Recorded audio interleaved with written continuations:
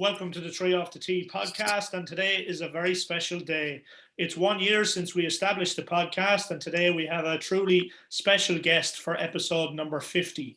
This day last year, we kicked off episode 1 by interviewing our Irish triple major champion in Pádraig Harrington at his house, a day myself and Ian will never forget.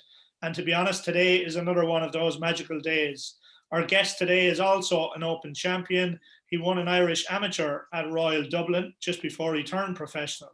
His golf swing is admired the world over for its silky rhythm and effortless power. His 7-stroke victory at the Home of Golf in 2010 has only been bettered at the Open by Tiger Woods since 1913. Louis Oosthuizen, what an absolute pleasure for us to have you to be our special guest for episode number 50 of the Tree Off the Tee podcast, and you're very welcome, Louis. Thanks, boys. Thanks for having me. Louis, great. Many thanks. As an Irish podcast, Louis, I suppose you seem to have many connections to Ireland.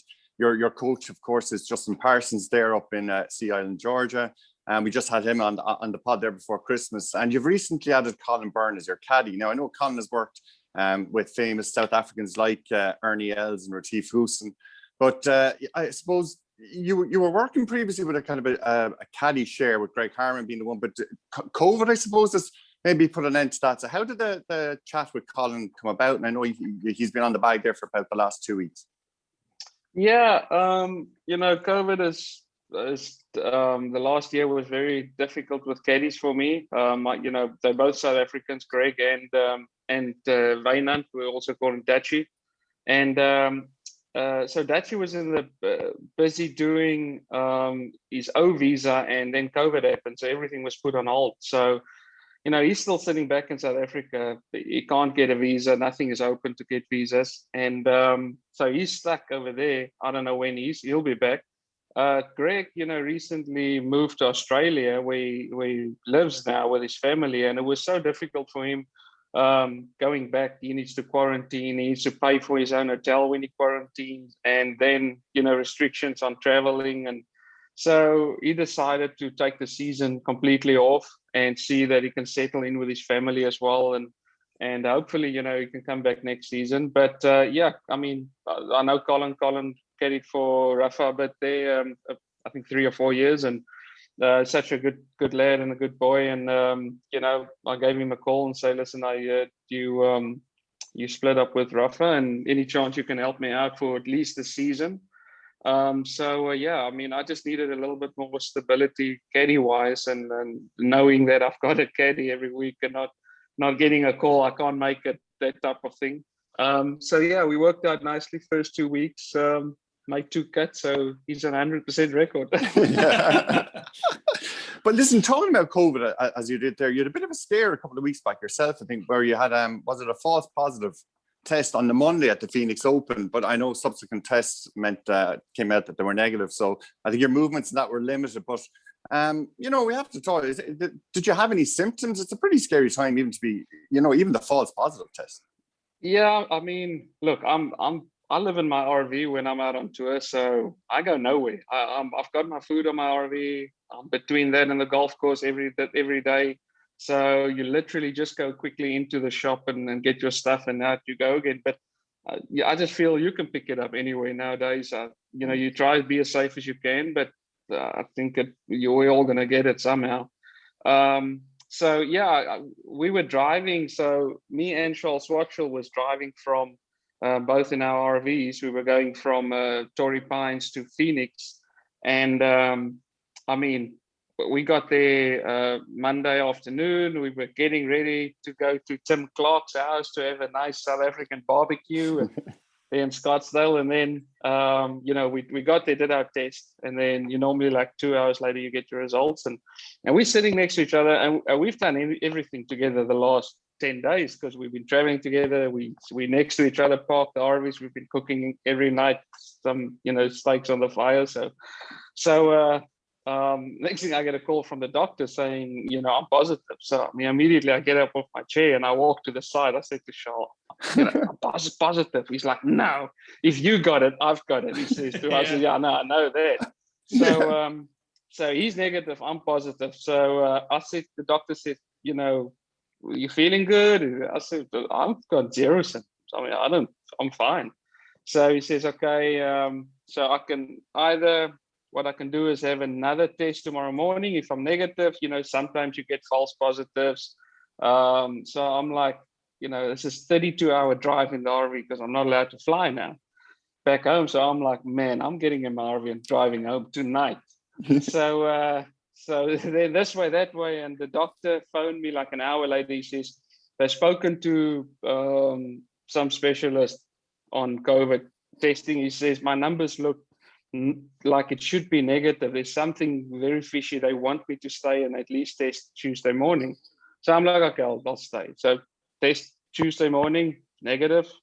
And they said, listen, if you test negative again Wednesday morning, you're fine to play the tournament. So tested negative Wednesday morning. I had 0 symptoms, nothing. And it was fine to play and actually had a good week. You're very good week. I mean, that 63 on Saturday, I think Colin described as an easy 63. So, but look, you've a run of events, I suppose, coming up. You have the WGC next week and the Arnold Palmer, and then the Players, was all based in Florida. So an awful lot of traveling to be done. So hopefully a little bit easier. Yeah, no, I mean, they're picking me up Monday morning in my RV and driving over to a concession, and from there be driving back home, just driving all over. It's never, I think Jacksonville's the furthest drive. It's like 4.5 hour drive for me, so it's great to have that little swing. Yeah. How are you finding that, Louis? I know obviously 32 hours driving is crazy, but it must be so very different, because we follow you on social media and we'd see clips of top class pros hopping on NetJets flights, and it must be very different in this last year, I suppose. Yeah, I mean, look, we try and avoid commercial just because of you can get to the tournament, test positive, and then you're stuck over there, and you can't play that week. So we do try and share with quite a bunch of guys and fly wherever we can, but it's difficult. East to west coast, it's a long flight. It's a little bit expensive flying at private. So I opt on a commercial from Fort Lauderdale to San Diego, and it was the strangest thing, because there were, out of probably 200 seats on the plane, I think there was about 30 people on it. So so that was fine. And wherever, I mean, if it's not too far drive and I'm doing a stretch of 2-3 weeks, I'll just hop in the RV. Yeah. Absolutely, yeah, brilliant. Louis, I'm going to bring you on to the golf swing. I mentioned it in the introduction, and maybe you don't see it or feel it, but us golf fanatics that have watched you for many, many years on the TV, I'm out of action with a little back problem at the moment, and I'm just dreaming of getting back to hitting balls. And if out of the first 100 balls that I poured out on the practice ground, I could make one swing as graceful as yours, I'd nearly put the clubs away, and that would do me. But when we watch you, and without in any way kind of patronising you, but the swing and the tempo is a word I'd use. Myself and Ian are both PGA professionals. We've seen a lot of swings in our times and managed to forget most of them, because a lot of them we'd want to forget. But looking at yours, the sense of feel and tempo, talk us through your own thoughts. And maybe you're not that technical, maybe you just work on, I know from speaking to Justin, he kind of said that you just want to know about the club and the ball and not much in between. So give us a sense of the mechanics of the swing. Yeah, I always like to feel the things that I'm in control of in my swing, to not really having too many movements where I have to think the whole way through my swing. I got to have that the club. So I do, in a sense, want to know where the club is, but I want to sort of know where it is using my body. So a lot is on my hands, where I feel my hands and my arms and my swing. Me and Justin work on the technique. Where do you want the club at the top, and what's the best way for me feeling wise to get there? A lot of times, the best thing is to do a few drills, and then I would stand on the range and do all kinds of different things that I'm feeling in my swing. Because for Justin, it might be, yes, you're getting the club outside a little bit there, but for me, it's like, yeah, but I feel when I do that, it's my right forearm doing this. So it's a feel thing for me, and that way I can relate a lot better knowing where my swing is. I do, worked with Pete Cowan for so long, and I've swung my best when I'm really close to my body. When my arms are close to my body, I'm not a wide stance guy. I like it narrow. I feel when I get wide in my stance, I don't rotate my hips as good. When I'm narrow, I feel more grounded. So it's not a power swing, standing there loading it up to smash it a long way, but I do feel I get my best consistency swinging wise and rhythm wise when I feel very connected to my body, my swing. Yeah, brilliant. It gives us a great understanding. And I suppose then maybe when you're going through a patch where you don't feel you have it or you're playing your best, I suppose where does a swing like that go wrong? And is it from a feel point of view? Obviously you might see the ball flight or see something that you don't like, but again, is it back to the range, and is it kind of working from fields? Yeah, you know what? I've done a few times where I just don't have the ball striking. I could feel I'm miscuing my irons. I'm losing that 5-6 yards on my irons, and most of the times it's because I've gone wider with my stance and I started, hitting too much on the golf ball and not relying on my body movement. And sometimes you do have a niggle here and there in your back, and you're not feeling great, and then it's difficult to sort of use the things that you used to in your swing. But I've always gone back to, whenever my timing is out, I've always gone back to complete narrow feet. Just feel that the upper and lower body starts working together, and then I'll slowly adjust my feet position, getting a little wider, and I'm a big believer of swinging down the left, toe down little cut. That's what we call it. Not dragging onto the golf course. You just dragging onto the club. You want to release it, but you want to release it down to the bottom left. And that's been things that really been helping me to get my ball striking really good and just get a good ball flight while still hitting that little baby cut of the tee. Lovely. And talk to me, you mentioned injuries or back, and you've had your fair share of kind of back niggles and neck problems as well. So I'm sure now, like most modern day pros, you probably have a lot of kind of pre-work to do before you reach the range, before a tee time of exercises. And talk us through, I suppose, from the time you won the Open when you were 27 and now you're 38, does the body start to niggle a little bit more, I suppose? You know what, it does. I think there was a stage in 2013-14, I had horrible years with lower body and lower back, and it was more my hips than anything else. And I met a guy, Kevin Duffy, that's out on tour. He's got a few guys, a fitness trainer, and a lot of postural things and not really hitting the weight. And I'm not a gym guy, I can promise you that. Right. But just getting the movements in my body and getting those little exercises that, those exercises you see where you're thinking, what the hell are the guy doing? So yeah. I've done a few things with breathing exercises, but while I'm doing movements and things, and he got my, my hips and everything so good and aligned. And since I worked with him, I'm keeping on top of those little things, and the body is great. The body is doing really well. I'm almost easier now when I got a week off to go and play, and just play again. Not really worry too much on all those things. There was a stage where I couldn't play without having a painkiller in the morning and seeing a big physio session. But we sorted all that out, and the neck issues was me chasing distance. That was definitely it. I went longer shaft to my driver. I tried to wind up more and things like that. And I quickly realized, listen, this is a longevity thing. I need to look after my body, play what you're good at, and need more fairways and greens. And if I go in with a 5-iron, the boys are going with a 9-iron, so be it. Yeah, good tactics, especially with your putting game. It's definitely going to make the difference. Louis, if I can bring you back to the Open Championship in 2010, just going through a few stats on that beforehand. Like, it was your 9th major start, eight missed cuts, I think, before that, and in that one that you did make the cut, I think it was 73rd. Look, you became the fourth man from South Africa to win the Claret Jug with Bobby Locke, Gary Clare and Ernie Els. But apart from Thursday, you pretty much slept where you were tied second. You slept on the lead each night of the greatest championship in the world. And, you know, there's a 4-shot lead on the Saturday night. How did the sleeping, I suppose, go for those 3 nights and waking up? You're at the greatest tournament in the world. I suppose you're 54th, I think, in the world as well at the time. But this is a new area for you, and the way you handled it was just incredibly impressive.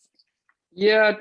So that one major I made the cut was the one Podrick won. It was I think Oakland Hills. Oakland Hills, yeah. Yeah. And that was the toughest golf course I've ever played in my life. I think I was plus 26 or something for the week. I think he was only one under par. Yeah. But anyway, yeah. So yeah, the Open was St Andrews, because we played it every year with Danny Links. It was a golf course where I was very comfortable around. You know, working with Pete, we've been working hard since like 2007, 8 to get myself off the tee where I can set up left and I hit the baby cut every single shot. And the driver I used that week, driving was not my issue, you know, with the previous weeks as well. I missed cuts in France and Scotland, and it was never my issue because I couldn't lose that driver left. I really had to make a bad swing to lose it left. So I was very confident always to just go down the left. And St Andrews, that's ideal. I mean, you aim in the middle of the fairway down to the middle of both fairways, and you just slide it back and you take the bunkers right out of play. So I was very comfortable playing, you know, off the tee that golf course, and I putted well that week. For some reason, I see St Andrews greens. I read it very good. It's tough to read those greens. It's so flat on a lot of places, and you can every single putt looks like a straight putt.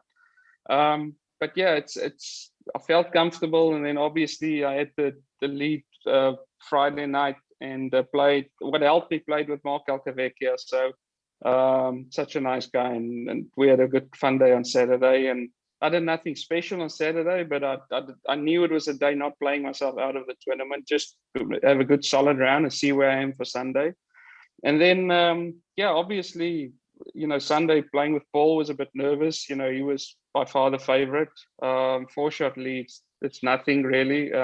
You can lose in the first 3-4 holes if you're not careful. And, you know, I just didn't do much on the front 9 up until I got to the 9th hole. I think it was 1 over par playing the 9th hole and made a 45-foot putt for eagle, which sort of got me in the right mindset. And then the blunder happened on 12 with Paul, and I went from a 4-shot lead to a 7-shot lead over West with Paul, 8 over Paul. So,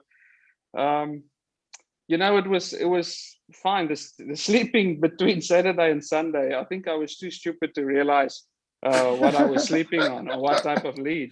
So, you know, it was great. I had my wife there. I had my little 6-month-old baby Jana there, and good friend Henny Otto was staying with us for the week, and Dutchie, who caddied for Charles then, you know, who's now my caddy. I had them in the house, and we were chilled. We had a cookout Saturday evening, 1 or 2 beers, and you know, I think I had like the biggest thing was between Friday and Saturday. I think I had 27 hours before I teed off. So between my rounds on Friday and Saturday, so that was quite difficult to kill the time and get yourself you know, ready for the next day. They say you win a major and everything changes. What was it like on the Monday waking up? The world's media waiting for you. What was that like? I had a little headache. I got to say that on Monday morning. I woke up with the Claret Jug on my bedstand right next to me. I'm like, man, did I steal this or did I win this? So it was great. I mean, I completely forgot I had a Monday morning interview. I had a press meeting with everyone there in the tent, and I mean, you know, it was a tough one. It was like 9 o'clock or something in the morning, so I had to do that, and then driving home we lived in Manchester then, and I did half an hour of driving, and then I said to my wife, "You got to drive," because my phone was going absolutely crazy, and I didn't know. I mean, you know, you quickly learn eventually to say no to a lot of things. But I took every single call, and these guys talking to me this and this, and I got home in the afternoon in Manchester. I went Tuesday morning to ISM's office. Chubby was my manager then, and I said to him, Chubby, you got to help me. I've got no idea how to do all this. And we quickly figured it out, because life was crazy then. All of a sudden, people want you to play all the events, and you can't. I mean, you got to learn to say no. And I was not going to play the following week, which is in Sweden. And Chubby said to me, get your mind away from all these things. You got to rest up. But he still thinks I need to go and play the event, because he says no one can bug you when you're on the golf course. And I'm like, yeah, you're actually right. And I'm like, man, it's Tuesday. I'm going to get this. He says, no, don't you worry. They're going to send a plane for you. I'm like, what the hell are you talking about? What are you talking about? They're sending a plane for me. So we hopped on the plane, and I'll never forget. It was like Wednesday morning, very early. Got on the plane, and my caddy Zach was with me at that stage. He got straight to the back and he poured himself a Jack Daniels. I'm like, what are you doing, Zach? He says, oh, this is good. And he just sat there with the Jack Daniels. So that part of life definitely changed quite a bit. It did.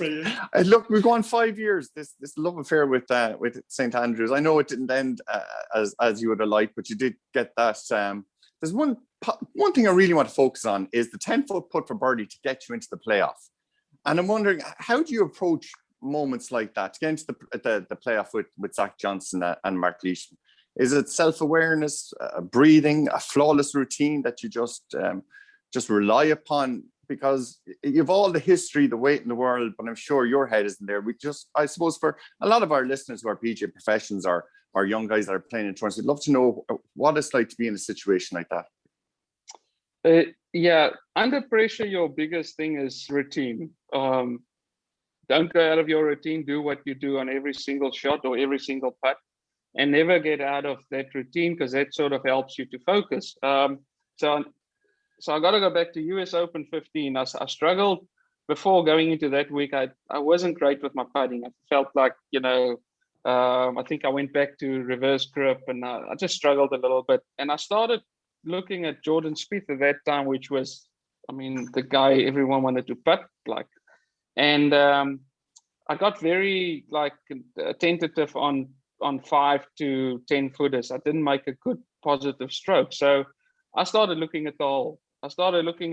And just, feel the putts, feel my stroke. And I did it on the practice screen. I would hit it every single time where I'm aiming, and I had a good pace to it. I always like a good pace to it. Even if it goes 2 to 3 feet past, I'm fine with that. So I started doing that. In US Open, I was missing the cut by miles, and then had an unbelievable Friday, last 12 holes to make the cut. Had an unbelievable Saturday and Sunday, and I ended up finishing second.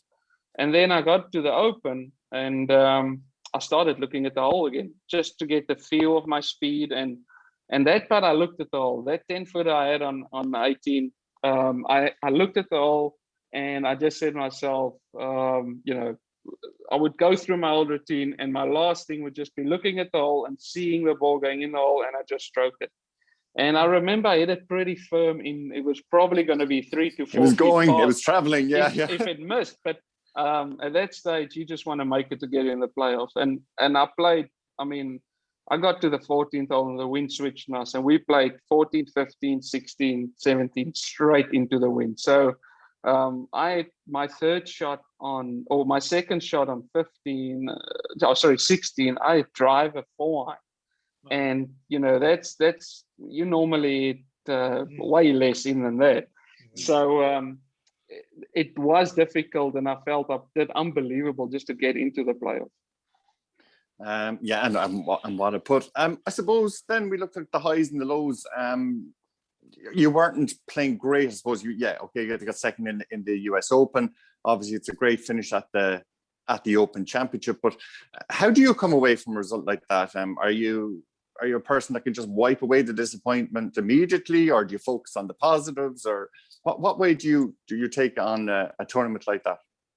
Yeah, the US Open was I felt I was never really in contention. I played horrible Thursday and got it back and had a great finish at it. To be second was unbelievable. I took a lot out of that, and the Open, I was disappointed. I honestly, teeing off Sunday, I had the mindset that no one was going to beat me around this golf because this is my tournament. And I kept that attitude, and I played well and I did my thing.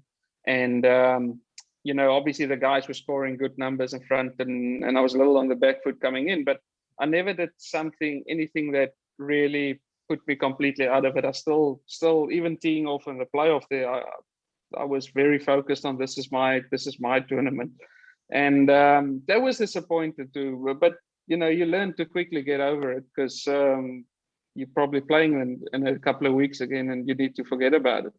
So you shake that off, and then you just need to focus on the next one. Okay, ambitions, motivations going forward. Looking forward, I suppose, 2021 and onwards. Are you a guy that sets out sort of goals, medium, short term, long term at the start of the year, or is it a process of going through the year, or do you even think about it as just tournament on tournament? Yeah, you do have a goal. I mean, I would love to. I mean, playing FedEx or playing the top tour championship is always a big goal for me. I want to make that Atlanta and playing it. I really enjoy that golf course as well. So that's a big thing. And then trying to get my game as good as possible just before I get to a major, or until I get to a major and have a chance. I feel Augusta is a tournament, I always play decent at, and I do feel I still have a good chance of having a good run at Augusta, and Open coming up in 2022 at St Andrews again. So obviously want to get my game sharp for that one. But yeah, majors still drive me, and world ranking. I would love to get myself in the top 10 in the world, and be able to play every week competitive. But life will also happen. I've got 3 young kids, and love to spend time with them on a week off. They're into horse riding, doing things with them. So I don't do all the work that I should be doing on a week off, really. I do play a bit, but when I get to the tournament, it's all work then, and try and do what I want to do. Yeah, Louis, that's a great balance, and you've just robbed my next little segment, which was you away from the golf course and family. And in fairness to your wife, Nell Mayer, she's been very good. I follow her on social media, and I see a lot of the pictures of the kids doing the horse riding, and it looks a magical atmosphere in which to bring up kids, I must say. And I can only imagine on a week off where you get time to come home and spend time with family as your kids. You've 3 kids now under the age of 13 or 14. Those are special times and special years. So I'm sure you realize that you can tear yourself away from the golf, and in some ways I think, and we've seen it with other players, that having a bit of balance and not being so self-obsessed or focused into the golf sometimes can actually make the golf improve a bit. But tell us about some of those times, obviously even during COVID, when we had no golf, going back to last March or April. It must be lovely to get prolonged spells at home. Yeah, getting away from a golf course on Sunday evening, and you got a week off. My clubs won't be touched until Friday morning, probably, if I only have a week off. And Friday morning, I will, start hit a bit of balls, maybe play a round of golf, definitely play Saturday again, and then probably go earlier to the tournament just to, that's your best sessions you put in that Tuesday, Wednesday. And I do feel the rest for me is better. My body feels so much better when I get to tournaments, and I just need to have a good Tuesday, Wednesday, and just sharpen up a little bit, and and get going. But yeah, the off course stuff is brilliant. Seeing the kids grow up, and obviously with the times we had at the house with last year with COVID, it was great spending a lot of time with them, but the homeschooling wasn't so much fun, I can promise you that. So luckily they're back in school, and yeah, I mean, every time when I was even tested positive last Monday, or fake positive, my wife was telling me, "You're not coming home because then I have to homeschool the kids." You're not. So I'm like, "Oh, don't worry, I'll find a place to quarantine for my 10 days." Yeah, I'm in the middle of it too, Louis. It's a nightmare at the moment. That's homeschooling. Yeah. Full on, I can imagine. Louis, tell us about your experiences of golf in Ireland. I'm sure you must have enjoyed the Open Championship in Portrush a couple of years ago, as we all did, with Shane winning, and that was historic. It'll go down in the memory of all of us Irish golf fans for years. But you've played Irish Opens. I wonder, are we going to see you playing in Mount Juliet this year as the host to the Irish Open? So when are we going to see you back on an Irish golf course? But you did spend a bit of time here after Lahinch 2 years ago in preparation for that Open Championship, didn't you? Yeah, I mean, we had such a great time. I flew my parents over from South Africa, and we were, the whole family were there, Nelmarie and the kids, and we were there at Lahinch. Paul ran a great tournament there that week, and really enjoyed it. And then we drove up to Doonbeg, and I spent 4 days there. It's unbelievable, just to the facilities and just do a bit of prep for Portrush, and then drove up. No flying. We were driving, seeing the country, and I think Portrush is probably, after St Andrews, it might be my favorite venue for the Open. I really loved it. People are great, and just the golf course in general was a lot of fun to play. I remember that Sunday watching when, the weather came in. It was horrible in the afternoon, and I got in. I think I was around 39th, and at a stage I was like 22nd. I'm like, man, if I sit on this couch for long enough, I'm going to make a top 20 here. And I think I finished 20th at the end, or around there. And it was so difficult because I wanted to watch the golf, but Federer was playing Djokovic, and the cricket was going on. So I had 3 screens in front of me in the house I was living, watching all these things. And it was great to see Shane. Unbelievable guy. Such a good guy to be around with, him and Bo, his Caddie, and it couldn't happen to a nicer guy winning that event. And but everything about it. Rory coming back, having an unbelievable Friday to show the type of player he is, to shake off that thirst and trying to make the cut. I felt so bad he just missed it, because you could see how much he was fighting to make it. But look, honestly, I don't know when I'll be back with all this stuff going on. I don't have Ireland in my schedule this year, but never say never. Probably never say never. Probably next year. Yeah. And hopefully we're gonna the Open Championship will be back in Portrush sooner rather than later. They're back on the schedule now, and hopefully we'll see it there within the next 10 years as well. Well, luckily I can play it till I'm 65, so it should make it. You have a good few years left yet. Yeah, absolutely. Yeah. Louis, there's many talking points, I suppose, regarding the game. And its current state of play. The RNA and the USGA recently came out with the distance inside reports, areas of interest that they're looking, proposed equipment changes. I know many of your peers, the reactions have been sort of negative, and insofar as that they don't agree. I know you've a long kind of standing relationship with Ping and Titleist, so maybe, or if possible, without the Ping and the Titleist cap on, what kind of are your thoughts regarding what they've come out with in the last year, I suppose? Yeah, look, the golf clubs is never going to stop. They're going to make it better and better with the technology and everything they have these days. It is a concern, distance control, and your biggest thing with all of this is you're losing great golf courses because everyone's overpowering them. That's your biggest thing. You're going to miss the if you go and play. I don't even know which golf course to say, but there's a lot of good golf courses that you just can't have massive tournaments on. The guy's going to slaughter them.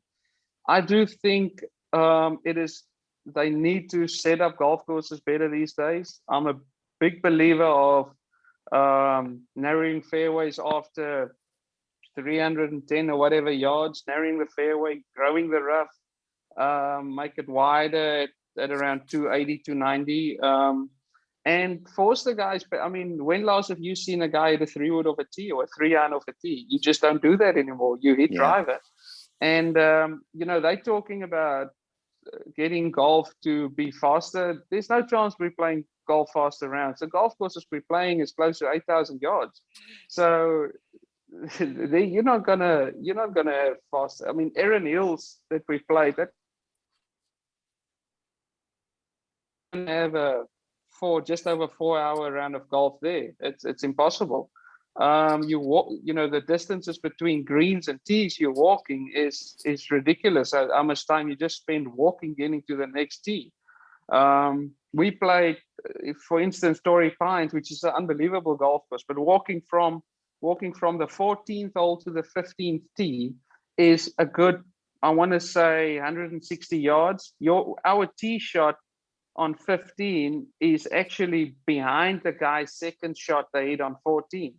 And then we hit the tee shot, and by the time you get level to the green, you've probably walked about, or level to the previous green, you probably walked about 300 yards already, and you've hit a shot in between. So how much time does that take? So they can't just keep lengthening golf courses. It's not going to help us trying to speed up the game. I do think there's lots of things they can set up golf courses, shorter golf courses a lot better, and punish the guy if he just hits driver all over the place, and punish him. They didn't struggle to find his golf ball, or if let it be really thick. And I mean, make it tighter, make pot bunkers, deeper bunkers at that distance, and you'll have guys thinking twice just standing with a driver on the tee. So there is a few things the RNA and the USGA is probably thinking of doing. With I know they're talking about length of driver you can use to keep the distance down, but I don't think everyone should just look at Bryson DeChambeau. He's a freak. What he's doing, there's not, everyone can't do that. No one can do what he's doing with his body, can generate that speed.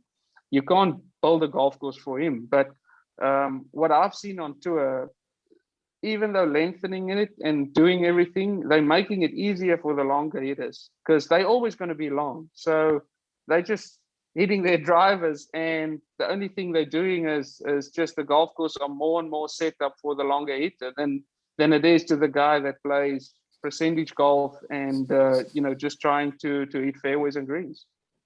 Yeah, it's funny, like it's attracted so much attention, but it definitely, for the viewer, in my view, I don't know what you think, Ian, but for the viewer sitting down watching the golf on a Saturday or Sunday night, if it's that kind of game where it's just driver everywhere, strategy means nothing, and if you're in the rough, it doesn't matter, you're only going in with loft anyway, it's not that exciting to watch, to be honest. It really isn't. I think you're right, having a course set up and a strategy. The test this week, Riviera, is one of seemingly the best kind of golf course setups that's out there. So it'll be very interesting to see the examination that's put in front of the players this week, I suppose.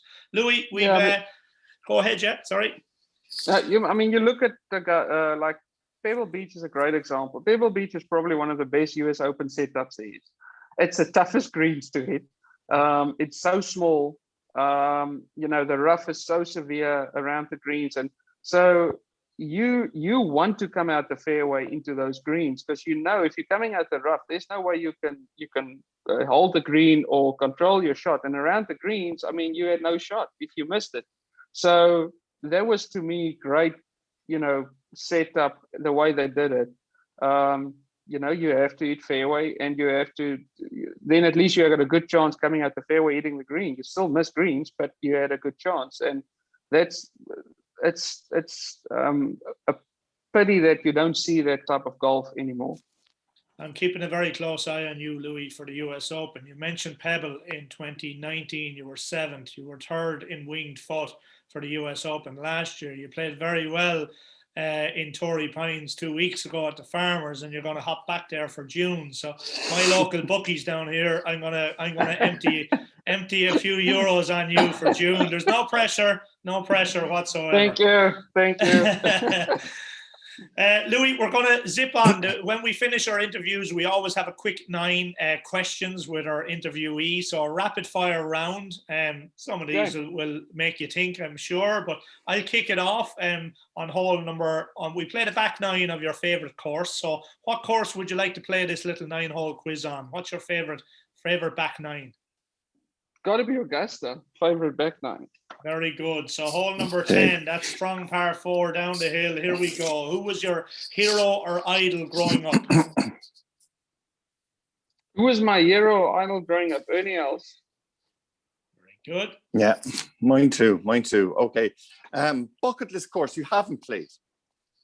Say that again? Sorry, a bucket list course, one that you haven't played that you go, yeah, that one I need to play before I finish. Pine Valley. All right. Okay. Very good. Yeah. Next one, your favorite club in the bag. Have you got one? My 7 wood. 7 wood, have you? It is the most genius little club there is. Out the rough, around the greens if you need to bump and run it. And to get that height, and I hit it, I pitched it 240 yards. To get that height out of the fairways to a par 5, it's the best club in my bag. Yeah. Brilliant. Okay, number 4. You probably answered this. I know what's coming here. Draw or fade? Fade, yeah. Baby fade. Next one. Myself and Ian here, we have a time machine, as mad as that sounds. Do you want to wander back into the past, or would you like to shoot forward to the future?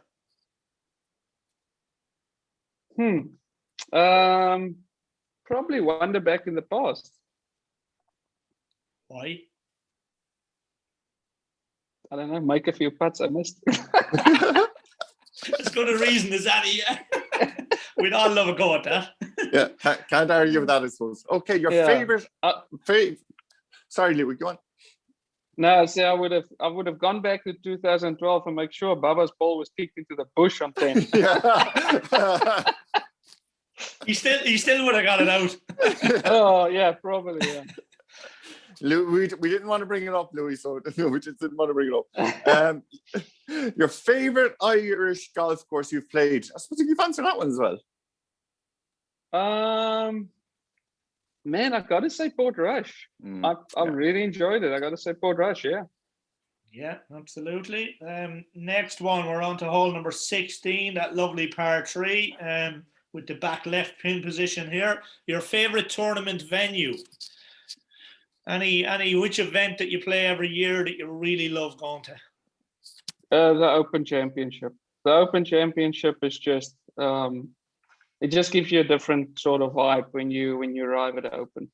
Yeah, it's going to be really special this year after not having it last year, but great to get to Royal St. George's in July and recently to hear that it is going ahead, and hopefully with some level of fans, even if it is limited. But we look forward to having it back this year. The second last one, penultimate hole. Your favorite takeaway, like pizza, chip, burgers.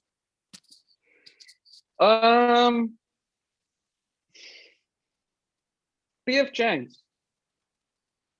What was that? Sorry, PF Chang's. I think it's American. Oh, PF Chang's, PF Chang's, yeah.